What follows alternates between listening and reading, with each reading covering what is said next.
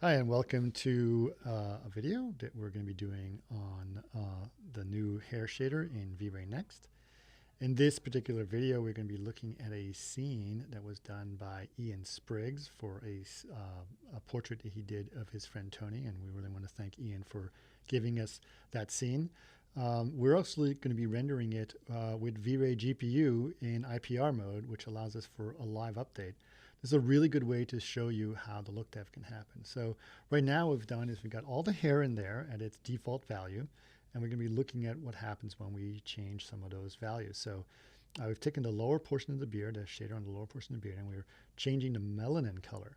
Now I urge you to go to chaosgroup.com and check out our blog post that we wrote on specifically the new hair shader and explains what melanin and all those different things are. But in a sense, to give you a quick idea, this is basically just changes the hair color. And I went from the default value of 0.3 to 0.8, which basically just makes the hair color darker. And that's really the amount of melanin in the hair. And that is the correct way to sort of explore the different hair colors. It's actually kind of a really intuitive way to do it and always gives you kind of the right look. The other thing you can do is to give your hair a little bit more of a red color to it. That's really a proportion of the amount of pheomelanin in the hair. So if you raise the pheomelanin, the hair will tend to look redder or more red. And that's kind of a really good way to do it. So I'm sort of looking at Tony's beard here and trying to distribute the amount of red color or the amount of color that I want to have in the hair. And it's kind of a really good way to sort of explore the color by using this method. What we're going to be also be doing is if you basically look at hair, especially facial hair, it tends to be a little bit more of a rough look to it, sorry, of a more shiny look to it. It tends to be more highlights to it. And that's usually done by raising the glossiness. Now, because of the way that we're doing this progressive rendering, some of that glossiness and the hair is so fine, tends to be a little bit harder to catch. So I'm going to be using this sort of ray catcher tool that allows me to sort of get more samples in an area where my mouse is pointing, and I can see how the highlights on each individual hair starts to stand out and see if that's going to actually look the way I want it to look.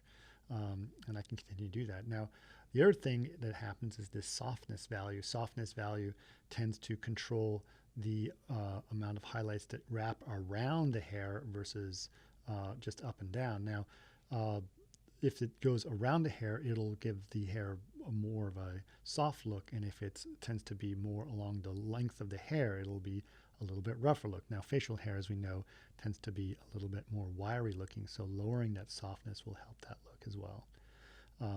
But really, one of the things that's really important here is the distribution of color. If you ever looked at someone's beard, you may notice that they actually have a wide variety of colors in their hair. And all of these randomization parameters at the bottom of the shader are a great way of doing that. So what that does, it basically says, I want to randomize the color by this amount in the melanin color to give me more distribution of different colors. And that makes each individual hair stand out in a really interesting way and break up the hair colors quite a bit. It is a really good tool to use, especially in areas like this beard, where you can basically get a lot of variety of colors from different hair colors. And again, the focus tool will help me do that. Now I continue to do this, and what's also nice is that I can use the highlight tool to do the same thing. If you go back to the blog post, you'll notice that highlights are extremely important in terms of how the hair actually works. As you will read in the blog post, hairs are made up of little scales, and the scales can be roughed up or it can be smooth. And hair and beards are very much can have a variety of these smooth or roughed up highlights. So randomizing the glossiness as well as the smoothness can do that. And the smoothness is done by the width, and the highlight is done by the length. And so by randomizing both of those, you can get a different variety of highlights, which gives us a great variety. I'm going to go ahead and focus on the mustache area. Of course, mustache is a very interesting area. It's much more focused in terms of the hair. And we're going to sort of look at what we can do in terms of variety of color. So I'm going to darken that basically to do something similar that I've done to the lower portion of his beard. And I'm going to start looking at how that can look in terms of mustache. Now, zooming in will give you a better idea of some of those distributions. Now, continuing to randomize that, you can really see how the breakup of the different hairs by changing the randomization really kind of accentuates how it's not just the same color for every individual hair. They actually have small varieties of colors of different melanins, or in this case, I'm actually giving it quite a wide variety, as some people may have. And I don't really know Tony, unfortunately. I'm sure I would love to meet him someday.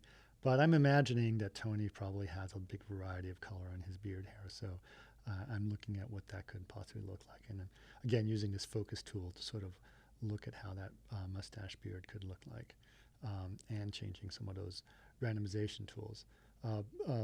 Beard hair is, or facial hair is a very interesting part of how people have. I've had facial hair since I was in college, so I'm very much aware of some of those things. And you'll see that even if you go really close to this, it's actually rendering each individual tube and distributing the way that color crosses all of those, including all of the transmission color that goes in front and behind the hair and the global illumination and all of that. It's kind of a really amazing ability to do that. I really want to thank Ian Spriggs for giving us this scene. This is an extremely detailed scene, so it's kind of amazing that we're able to do this kind of fast feedback on his scene. There's a lot of hair, a lot of geometry, millions and millions of polygons, and we're still able to get some really great look dev and check this out. You should go to his site, ianspriggs.com, and check out some of his incredible portraits he's done, including this one he's done of his friend Tony, which is a really great thing, and really allowed us to explore some of the amazing possibilities that we're able to do with our new hair shader. So as we start to zoom out, I'm going to go ahead and adjust the shaders on the rest of the hair. And I would urge you to go to chaosgroup.com and go to our blog section, and you can go to the Chaos Group Labs area, and you can see all the other stuff that we've done.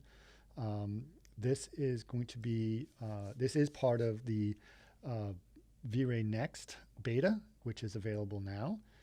So it's currently available for 3ds Max. I'm doing this in Maya, which is currently not available in Maya, but all the same parameters are available in the Max version, so you guys can play with this in the Max version as well. And it would be really great to hear what you guys think about using this new hair shader and see what you guys want to do with it, and tell us how it has affected your workflow and what you're able to do with it.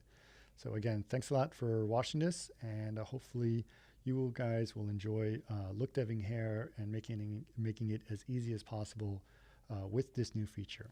Thanks a lot, guys.